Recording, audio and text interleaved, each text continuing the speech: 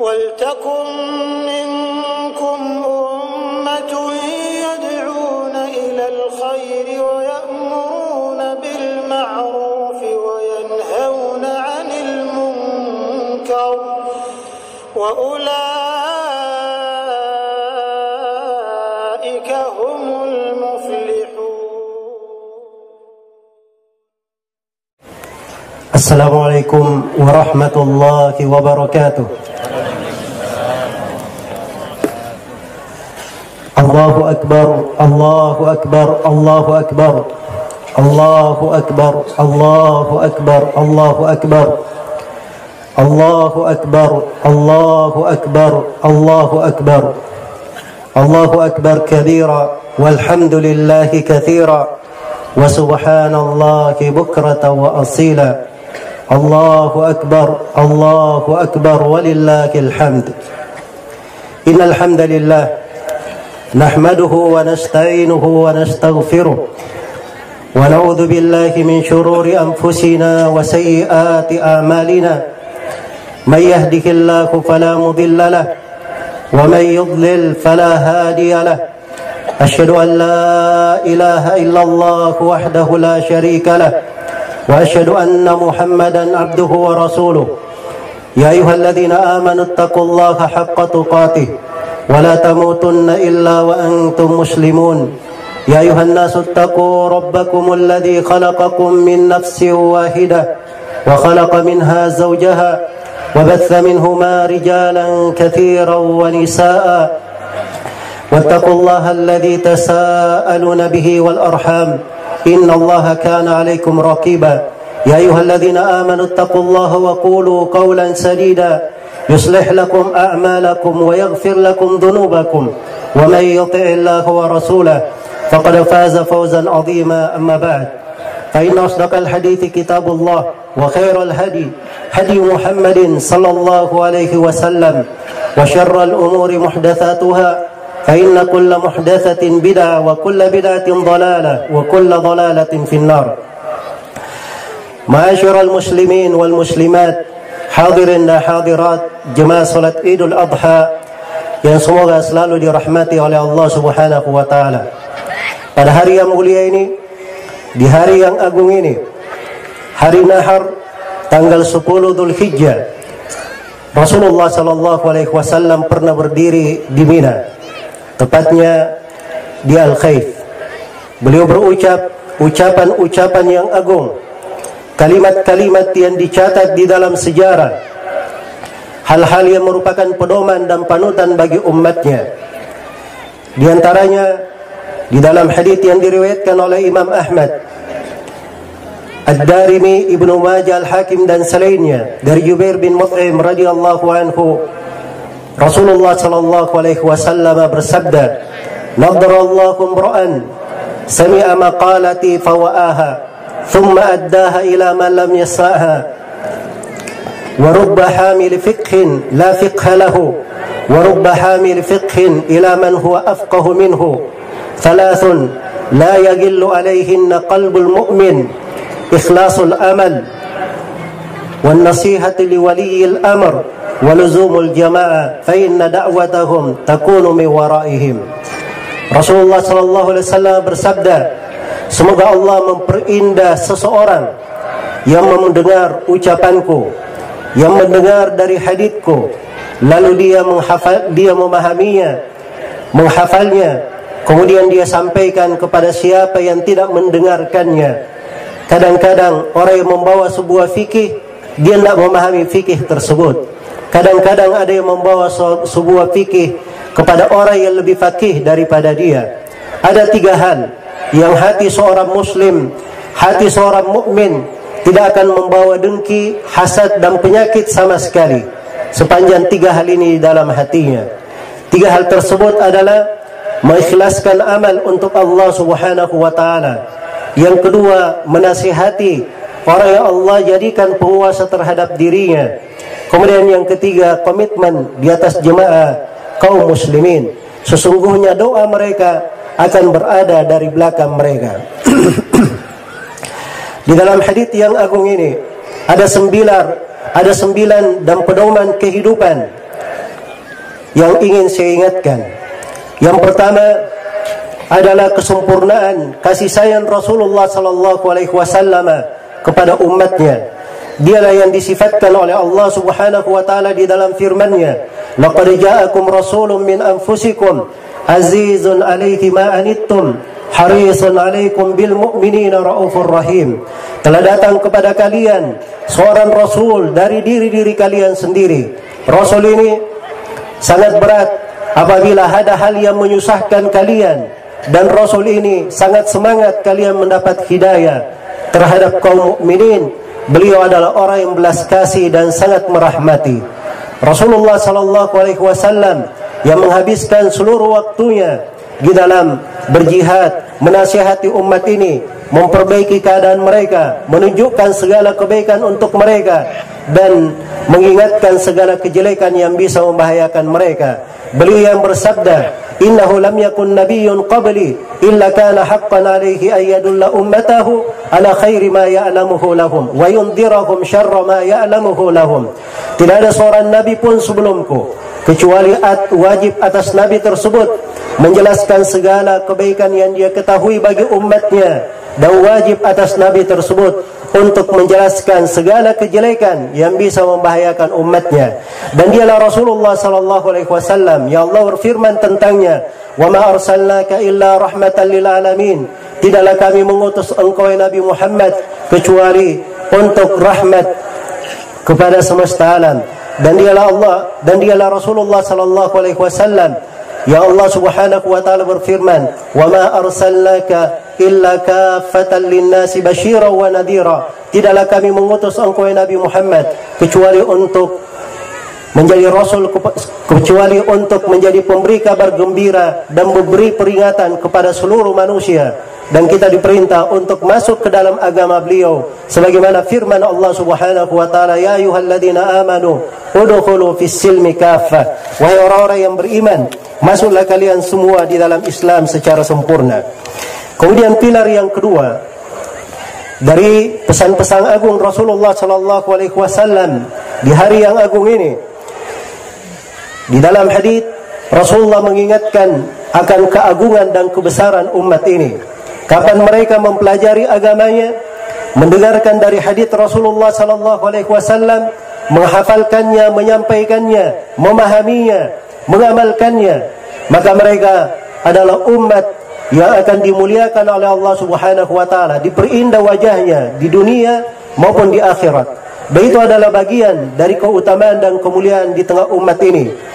Dan kita sebagaimana yang dikatakan oleh Umar bin Al-Khattab radhiyallahu taala anhu, "Nahnu qaumun a'azzana Allah bil Islam wa in bataghaina ghairahu adallana Allah." Sesungguhnya kita ini adalah satu kaum ya Allah Subhanahu wa taala memuliakan kita dengan keislaman. Apabila kita mencari selain daripada keislaman tersebut, maka Allah akan menghinakan kita. Karena itulah seorang muslim dan muslimah hendaknya selalu berbangga dengan agamanya, merasa besar dengan agama ini, dan merasa bersyukur kepada Allah Subhanahu wa taala akan agama yang agung ini, di mana telah turun ayat Al-Qur'an di hari-hari yang agung ini, di hari-hari manusia berada di musim haji. Allah Subhanahu wa taala menurunkan firman-Nya, "Al-yawma akmaltu lakum dinakum wa atmamtu alaikum ni'mati wa raditu lakumul Islam madina." Telah ku sempurnakan pada hari ini, telah kusempurnakan agama kalian, dan telah kucukupkan nikmatku atas kalian, dan telah kuridai Islam sebagai agama kalian. Kemudian pilar yang ketiga dari wejangan Nabi sallallahu alaihi wasallam di hari yang agung ini, beliau mengingatkan tentang pentingnya umat ini sibuk dengan ilmu agama, memahami agama mereka dengan benar, karena itulah yang memperindah keadaan mereka. Itulah yang menyebabkan mereka dimuliakan dan bergembira kelak di kemudian hari di sorga Allah Subhanahu wa taala. Di penduduk sorga itu pada hari kiamat Allah berfirman, "Wujuhu yawma idzin nadhirah ila rabbiha nadhirah." Wajah-wajah pada hari itu berseri-seri, mereka memandang kepada Rabbnya. An-nadhara, berseri-serinya wajah, sebabnya adalah dengan mendengarkan hadis Rasulullah sallallahu alaihi wasallam, mempelajari dari agama dan tafaqquh di dalam agama ini. Karena itu Nabi sallallahu alaihi wasallam bersabda, khairukum man ta'allama al-Qur'ana wa 'allama. Sebaik-baik di antara kalian adalah siapa yang mempelajari Al-Quran dan mengajarkannya. Dan beliau juga sallallahu alaihi wasallam bersabda, "May yuridillahu bihi khairan yufaqihu fid din." Siapa yang Allah kehendaki padanya kebaikan, maka Allah akan membuat dia faham di dalam agama. Dan Rasulullah sallallahu alaihi wasallam juga mengingatkan, "Innallaha la yarfa'u bihadzal kitabi aqwama wa yadh'u bihi akharin." Sesungguhnya Allah mengangkat sekelompok manusia dengan Al-Quran ini karena dia mempelajarinya, mengamalkannya, mengagungkannya, sebagaimana Allah merendahkan, menghinakan sekelompok yang lain karena dia berpaling dari Al-Quran tersebut. Kemudian pilar yang keempat, di dalam hadis ini terdapat kewajiban kita untuk memastikan ilmu tersebut dari mana sumbernya, dari mana datangnya, cross check terhadap berita-berita yang sampai kepada kita. Dan ini adalah prinsip dasar di dalam agama. Allah Subhanahu wa taala berfirman, "Ya ayyuhalladzina amanu in ja'akum fasiqun binaba'in fatabayyanu." Wahai orang-orang yang beriman, apabila datang kepada kalian seorang yang fasik dengan membawa berita, maka mintalah kejelasan. Karena itulah hadis Rasulullah dihafalkan, dipahami, kemudian disampaikan sebagaimana adanya.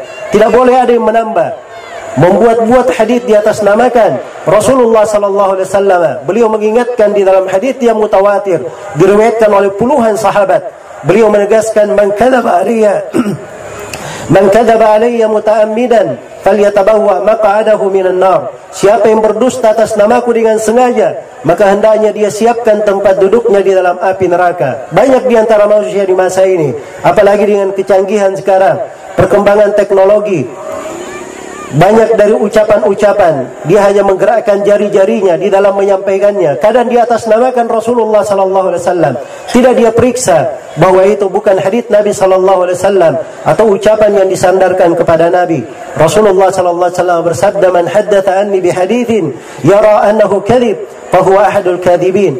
Barang siapa yang bercerita dariku dengan sebuah hadits, dia sangka hadits itu atau dia duga hadits itu adalah hadits yang dusta, maka dia adalah salah satu dari para pendusta. Demikian pula hendaknya seorang itu memeriksa dari berita-berita yang disiarkan di tengah manusia. Dia periksa kebenaran dan keabsahan berita itu. Jangan sampai sebuah kalimat melayan di tengah manusia tanpa dipastikan kebenarannya. Di dalam hadits yang diriwayatkan oleh Imam Al-Bukhari dan Imam Muslim, Rasulullah menyatakan, "Inna ar-rajula la yatakallamu bil kalima la yatabayyanu fiha yazillu biha ila an-nar ab'ada ma baina al-masyriqi wal maghrib." Seorang lelaki kadang dia berbicara dengan satu kalimat, maka kalimat ini melemparkan dia ke dalam api neraka sejauh timur dan barat. Dan Allah Subhanahu wa taala berfirman, "Innal ladzina yuhibbuna an tashi'a al-fahishatu fil ladzina amanu lahum adzabun alimun fid dunya wal akhirah." Sesungguhnya orang-orang yang cinta kekejian itu tersiar di tengah manusia, maka untuk mereka siksaan yang pedih di dunia dan di akhirat. Kemudian pilar yang kelima, di dalam hadis yang mulia ini terdapat wejangan kepada kita semua untuk membenahi amalan hati, untuk membenahi hati-hati kita. Thalathun la yaghillu alaihinna qalbul mu'min. Ada 3 hal yang hati seorang mukmin itu tidak akan menjadi dengki dengannya. 3 hal ini kalau ada di hati seorang, tidak akan ada penyakit dengki, tidak ada hasad, dan tidak ada kebencian kepada manusia. Maka ini mengingatkan kita tentang pentingnya memperbaiki amalan hati. Innallaha la yanzuru ila suwarikum wa ajsadikum walakin yanzuru ila qulubikum wa amalikum. Sesungguhnya Allah tidak melihat kepada rupa-rupa kalian dan jasad-jasad kalian, tetapi Allah melihat kepada hati-hati dan amalan-amalan kalian. Dan Allah Subhanahu wa taala mengingatkan keselamatan pada hari kiamat, sebabnya adalah keselamatan hati. Yauma la yanfa'u malu wala banun illa man atallaha biqalbin salim. Hari kiamat itu hari di mana harta dan anak-anak tidak bermanfaat kecuali siapa yang datang dengan hati yang selamat. Hati yang selamat ini adalah hati yang bersih dari dosa dan maksiat. Karena itulah dari kewajiban umat ini menjaga dirinya jangan sampai jatuh di dalam dosa dan kemaksiatan, yang dosa-dosa ini bisa menghancurkan seorang hamba. Nabi SAW, saya Allah muliakan dengan pengampunan dosa. Bersamaan itu hal-hal yang beliau lakukan atau dari dosa-dosa kecil yang kadang terjadi. Dikatakan di dalam Al-Quran, wa wada'na anka wizrak alladhi anqadha dhahrak, dan kami telah hapuskan kesalahan-kesalahanmu, yang kesalahan-kesalahanmu ini bisa menghancurkan punggungmu. Bagaimana pula dengan kita? Betapa banyak dari dosa dan kemaksiatan, bahkan dosa-dosa besar kita anggap sebagai perkara yang kecil, dan ini adalah suatu hal yang besar di sisi Allah Subhanahu wa taala, mengecilkan dosa. Anas bin Malik radhiyallahu taala anhu berkata, innakum la ta'maluna a'malan hiya adaqqu fi a'yunikum min asy-sya'b wa in kunna la na'udduha ala ahdi Rasulillah sallallahu alaihi wasallam minal mubiqat. Sesungguhnya kalian melakukan amalan-amalan yang amalan tersebut di mata kalian lebih kecil daripada rambut, tetapi kami di masa Nabi sallallahu alaihi wasallam menghitungnya sebagai penghancur dosa. Karena itulah di dalam hadis yang diriwayatkan oleh Imam Tirmidzi, Rasulullah sallallahu alaihi wasallam bersabda, sesungguhnya seorang hamba apabila dia berbuat sebuah dosa, nukitat fi qalbihi nuktatun sauda, maka akan dititikkan ke dalam hatinya titik hitam. Kain taba wastaghfara wa naza, apabila dia telah melepaskan dosa itu, beristighfar dan dia bertobat, sukila qalbuhu, maka hatinya kembali diputihkan. Kain ada, apabila dia kembali lagi ke dosa tersebut, maka dititikkan lagi titik hitam tersebut sampai titik hitam itu memenuhi hatinya, membungkus hatinya. Dan itulah ar-ran. Ya Allah Subhanahu wa taala berfirman di dalam Al-Quran tentang penduduk neraka, kalla barrana ala qulubihim bima kanu yaksibun. Sekali-sekali tidak, ran telah berada menutupi hati mereka disebabkan karena perbuatan-perbuatan mereka sendiri. Karena itulah hindarilah segala dosa dan kemaksiatan yang kecil maupun yang besar. In tajtanibu kaba'ira ma tunhauna an nukaffir ankum sayyi'atikum wa nudkhilkum mudkhalan kabira wa nudkhilkum mudkhalan karima. Kalau kalian meninggalkan dosa-dosa besar yang kalian dilarang darinya, maka Allah akan menggugurkan dari kesalahan-kesalahan kalian dan akan memasukkan kalian ke tempat yang mulia, yaitu ke dalam sorga. Kemudian pilar yang keenam dari wejangan Nabi SAW di hari ini tentang pentingnya keikhlasan. 3 hal yang hati seorang mukmin tidak akan membawa kedengkian sama sekali. Yang pertama, ikhlasul amal, mengikhlaskan amalan karena Allah Subhanahu wa taala. Ikhlas ini adalah pokok dari agama, bahkan itu adalah agama seluruhnya. Ala lillahi dinul khalis, ketahuilah bahwa agama yang murni, agama yang ikhlas hanya milik Allah. Wa ma umiru illa liya'budullaha mukhlishina lahuddin. Tidaklah mereka diperintah kecuali untuk beribadah kepada Allah Subhanahu wa taala dengan mengikhlaskan agama hanya untuknya. Karena itu di hari yang agung ini, di hari kurban ini, ada ayat yang terkait dengannya, qul inna salati wa nusuki wa mahyaya wa mamati lillahi rabbil alamin la syarika lahu wa bidzalika umirtu wa ana awwalul muslimin. Katakanlah, sesungguhnya salatku, sembelihanku, hidup dan matiku, semuanya hanya untuk Allah Rabbul Alamin, tidak ada syarikat baginya. Demikian saya diperintah, dan saya adalah orang yang saya adalah orang yang paling pertama berserah diri kepada Allah Subhanahu wa taala. Keikhlasan itu adalah kemurnian ibadah kepada Allah Subhanahu wa taala. Dia hanya tunduk kepada Allah Subhanahu wa taala. Tidak ada ibadah yang dikerjakan, tidak ada solat, zakat, puasa, kurban, dan ibadah apapun kecuali dia lakukan hanya untuk Allah Subhanahu wa taala. Fasalli li rabbika wanhar, maka salatlah engkau untuk Rabbmu, ikhlas karena Allah. Dan demikian pula engkau melakukan nahar, penyembelihan hanya untuk Allah Subhanahu wa taala. Kesyirikan ini apabila masuk di dalam ibadah, maka akan menghancurkan dari ibadah tersebut. Allah Subhanahu wa taala berfirman kepada nabinya, "Wa laqad uhiya ilaika wa ila alladhina min qablik la in asyrakta la yahbatanna 'amaluk wa la takunanna minal khasirin." Sungguh kami telah wahyukan kepada engkau Nabi Muhammad dan kepada para nabi sebelum engkau, andai kata engkau berbuat kesyirikan, akan hancur seluruh amalanmu dan engkau akan menjadi orang yang merugi. Ini adalah Nabi Muhammad sallallahu alaihi wasallam. Para nabi dan para rasul juga demikian. Diancam apabila jatuh di dalam kesyirikan, maka akan hancur seluruh amalannya dan pasti akan menjadi penghuni neraka, orang-orang yang merugi. Karena itulah jangan ada yang bergampangan dengan kesyirikan ini, kecil maupun besar. Karena itu adalah hal yang bisa menghancurkan dari amalan-amalan, khususnya syirik akbar. Syirik akbar ini adalah hal yang meluluh lantakkan kebaikan di tengah umat, mencerebaikan dari kebersamaan mereka, menghilangkan dari kebaikan dan segala kenikmatan yang mereka miliki. Allah Subhanahu wa taala berfirman, "Walau anna ahlal qura amanu wattaqau lafatahna 'alaihim barakatin minas sama' walakin kadzdzabu bima kanu akhadnahum bima kanu yaksibun." Andai kata penduduk negeri itu beriman dan bertakwa, maka kami akan bukakan untuk mereka pintu-pintu berkah dari langit dan bumi. Tapi mereka mendustakan, maka kami pun menyiksa mereka disebabkan karena perbuatan mereka sendiri. Ingat, hal pokok yang menyebabkan datangnya musibah dan malapetaka dari adanya gunung yang meletus, adanya gempa, longsor dan sebagainya, itu disebabkan karena adanya perbuatan kesyirikan kepada Allah Subhanahu wa taala. Allah mengingatkan, "Wa qalu ittakhadar rahmanu walada laqad ji'tum syai'an idda." Mereka berkata Allah memiliki anak. Ini ucapan orang-orang kafir.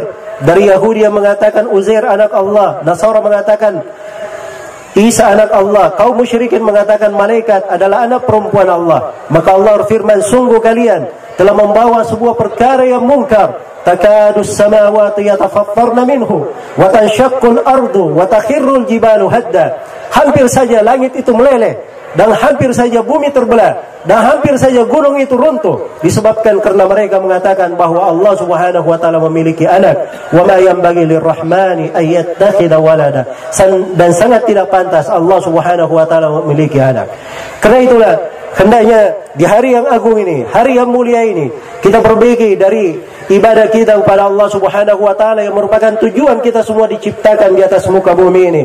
Wa ma khalaqatul jinna wal insa illa liya'budun. Kemudian pilar yang ketujuh di dalam wejangan Nabi sallallahu alaihi wasallam yang agung ini, beliau perintahkan kita untuk menasihati pemerintah yang berkuasa terhadap kita. Dan ini nasihat adalah pokok dari agama. Rasulullah sallallahu alaihi wasallam bersabda, "Ad-dinun nasiha." Agama itu adalah nasihat. Ketulusan adalah sesuatu yang seorang tuluskan, dia lakukan dengan semurni hatinya, dengan sesempurna mungkin dia lakukan. Untuk siapa nasihat ini, ketulusan ini? Maka Rasulullah sallallahu alaihi wasallam menjawab, lillahi wa li kitabihi wa li rasulihi wa li aimmatil muslimin wa ammatihim. Ketulusan untuk Allah, untuk kitabnya, untuk rasulnya, untuk para pemimpin kaum muslimin, dan ketulusan untuk kaum muslimin secara umum. Karena itulah dari ketulusan kepada kaum muslimin adalah mencintai kebaikan untuk mereka. Mencintai kebaikan untuk mereka. Man istata'a minkum ayyan fa'akhahu falyaf'al. Siapa di antara kalian yang mampu memberi manfaat kepada saudaranya, hendaknya dia lakukan. Ihris ala ma yanfa'uk wasta'in billahi wa la ta'jaz. Bersemangatlah engkau pada apa yang bermanfaat bagimu. Mohonlah pertolongan kepada Allah dan jangan engkau merasa lemah. Anfa'un nas khairun nas anfa'ahum linnas. Dan Rasulullah sallallahu alaihi wasallam bersabda, sebaik-baik manusia adalah orang yang paling bermanfaatnya untuk manusia. Karena itulah nasihat dan tulus kepada umat Islam ini adalah sifat dan akhlak yang agung. Demikian pula ketulusan kepada pemerintah dengan cara menasihati mereka apabila keliru, tapi nasihatnya bukan disampaikan terang-terangan, bukan disampaikan di atas mimbar-mimbar, apalagi diteriakkan di jalan-jalan. Kalau punya nasihat, benar memiliki nasihat, maka datangi orang yang dinasihati. Demikian wejangan Nabi sallallahu alaihi wasallam, "Man kana indahu nasihatin lidhi sultan, fala yubdiha alaniya, wal ya'khudh bi yadihi wal yansahhu sirra, fa in qabila minhu fadak wa illa faqad addama alaihi." Barang siapa yang punya nasihat terhadap pemerintah, jangan dia sampaikan terang-terangan, tapi hendaknya dia pegang tangan pemerintah tersebut. Dia nasihati secara rahasia. Kalau diterima darinya, itulah yang diinginkan. Kalau tidak diterima, maka dia sudah menyampaikan tanggung jawabnya kepada Allah Subhanahu wa taala. Dari ketulusan dan nasihat kepada pemerintah adalah membantunya di dalam hal-hal yang baik, dan dari ketulusan kepada pemerintah adalah taat kepadanya walaupun dia berlaku zalim dan berlaku sewenang-wenang di tengah rakyatnya. Rasulullah sallallahu alaihi wasallam bersabda, "Isma' wa ati' lil amir wa in duriba dhuhruka wa ukhidha maluk." Dengar dan taat kepada pemimpin walaupun dipukul punggungmu dan diambil hartamu. Dan dari nasihat kepada pemerintah adalah mendoakan mereka supaya diberi taufik oleh Allah Subhanahu wa taala dan dibantu di dalam amalannya. Kemudian pilar yang ke-8, waluzumul jamaah, komitmen di atas jamaah. Jamaah yang dimaksud adalah kaum muslimin dipimpin oleh pimpinan negara. Itulah yang disebut dengan jamaah. Karena di dalam Islam ini kata jamaah cuma ada dua makna. Jemaah yang pertama bermakna umat Islam mengikuti Rasulullah SAW dalam segala tuntunan, dan jemaah yang kedua umat Islam seluruhnya dipimpin oleh kepala negara. Umat Islam dalam sebuah negara dipimpin oleh kepala negara, itu artinya dia berjamaah. Maka tidak dibolehkan keluar dari jamaah. Kita diwajibkan untuk komitmen di dalamnya, cinta kepada umat Islam, memberikan kebaikan untuk mereka, menuluskan hal yang terbaik untuk mereka, dan tidak membuat perpecahan di tengah mereka, tidak membuat kelompok-kelompok di tengah mereka, tetapi menyatukan dan memperbaiki apabila terjadi kesalahan-kesalahan, saling menasihati di dalam hal tersebut. Kemudian pilar yang ke-9 dari wejangan Nabi SAW, fa inna da'watahum takunu min waraihim. Sesungguhnya doa kaum muslimin apabila 3 pilar ini terpenuhi, dia ikhlaskan amalan untuk Allah, taat kepada pemimpinnya, menasihati pemimpinnya, dan yang ketiga dia komitmen di dalam kebersamaan kaum muslimin, di dalam jemaah kaum muslimin, maka doa mereka akan selalu berada di belakang mereka. Karena itulah hendaknya diingat dengan baik siapa yang menipu umat Islam, dan siapa yang berbuat kerusakan di tengah umat ini, dan siapa yang memecah belah di tengah umat ini. Apabila dia berdoa, dikhawatirkan doanya tidak diterima, karena doa itu adalah dengan terpenuhinya 3 hal ini. Siapa yang biasa mencaci maki pemerintahnya, siapa yang biasa menjelekkan manusia, membuat perseteruan di tengah mereka, menyebarkan hoax dan berita-berita yang tidak benar, maka dikhawatirkan doanya adalah doa yang tidak diterima di sisi Allah Subhanahu wa taala. Dan dari pilar yang ke-9 ini, hendaknya kita mengetahui bahwa umat Islam itu adalah satu tubuh yang hendaknya mereka saling bahu-membahu, tolong-menolong di atas kebaikan dan ketakwaan. Allah Subhanahu wa taala berfirman, "Wa ta'awanu 'alal birri wat taqwa wa la ta'awanu 'alal itsmi wal 'udwan." Tolong menolonglah kalian di atas kebaikan dan ketakwaan, dan jangan kalian tolong menolong di atas dosa dan permusuhan. Dan Rasulullah sallallahu alaihi wasallam bersabda, "Al-mu'minu lil mu'min kal bunyan, yashuddu ba'dahu ba'dha." Seorang mukmin terhadap mukmin yang lainnya bagaikan bangunan, sebagiannya menguatkan bangunan yang lainnya. Dan Rasulullah sallallahu alaihi wasallam juga bersabda, "Matsalul mu'minina fi tawaddihim wa tarahumihim wa ta'atufihim kamatsalil jasadil wahid idza ishtaka minhu 'udhu tada'a lahu sairul jasadi bis-sahri wal humma." Perumpamaan kaum mukminin dalam hal saling cinta mencintai, sayang menyayangi, kasih mengasihi, bagaikan satu tubuh. Apabila sebagian dari tubuh ini mengeluh sakit, maka akan dirasakan oleh yang lainnya dengan tidak bisa tidur atau panas pada tubuhnya. Karena itu lihat di mana keberadaan kita di berbagai belahan negeri ini. Umat Islam ditimpa dengan musibah dan malapetaka. Di antara saudara-saudara kita di hari ini mungkin mereka berada di lapangan, tetapi sebagai tempat pengungsian, tempat-tempat mereka melarikan diri dari suatu bahaya atau dari suatu kejaran musuh atau dari suatu hal yang bisa mengancam mereka. Karena itulah mengulurkan tangan kepada saudara-saudara kita yang tertimpa musibah dan petaka, mendoakan mereka dengan kebaikan, itu adalah akhlak dan sifat seorang muslim dan muslimah. Allahu Akbar, Allahu Akbar, Allahu Akbar, la ilaha illallah, Allahu Akbar, walillahil hamd. Kaum muslimin dan muslimat, hari ini dikatakan oleh Nabi sallallahu alaihi wasallam, "Inna a'zamal ayyami 'indallahi yaumun nahar." Sesungguhnya hari yang terbesar di sisi Allah adalah hari kurban, hari nahar ini. Disyariatkan pada hari ini setelah salat Id kita menyembelih hewan kurban bagi siapa yang memiliki hewan kurban. Dan ini adalah sunnah muakkadah, dan sebagian ulama menganggap bahwa itu adalah kewajiban bagi siapa yang memiliki kelapangan. Dan menyembelih kurban itu disyaratkan kurban yang terhindar dari cacat. Ada 4 cacat yang dilarang di dalam hewan kurban. Yang pertama, kebutaan yang sangat tampak butanya. Kemudian yang kedua, kepincangan yang sangat tampak pincangnya. Yang ketiga, sakit yang sangat kelihatan sakitnya. Dan yang keempat, hewan kurban yang kurus yang tidak bersumsum. Maka ini 4 cacat yang hendaknya dihindari. Waktu penyembelihan bermula dari selepas salat Id hingga tanggal 12 Dzulhijjah. Itu yang paling bagusnya menurut fatwa para sahabat. Tapi kalau ada yang terlambat sampai akhir tanggal 13 Dzulhijjah ketika matahari terbenam, yang merupakan hari-hari tasyrik, maka tidak ada masalah dengan hal tersebut. Kemudian kaum muslimin dan muslimat rahimani wa rahimakumullah, di akhir dari khutbah ini saya mengingatkan bahwa kita ini berada di bulan Dzulhijjah. Ini adalah akhir dari tahun. Tidak terasa hari-hari itu berjalan bergulir dengan cepatnya. Begitulah kehidupan. Kehidupan itu ada batasannya, dan setiap kita semua akan mencapai batasan tersebut. Walikulli ummatin ajal, fa idza jaa ajaluhum la yastakhiruna sa'atan wa la yastaqdimun. Setiap umat itu ada ajalnya. Apabila telah datang ajalnya, tidak bisa dikedepankan dan tidak bisa diakhirkan. Dan Allah Subhanahu wa taala mengingatkan, kullu nafsin dha'iqatul maut, thumma ilaina turja'un. Setiap jiwa akan merasakan kematian, dan kalian semua akan kembali kepada Allah Subhanahu wa taala.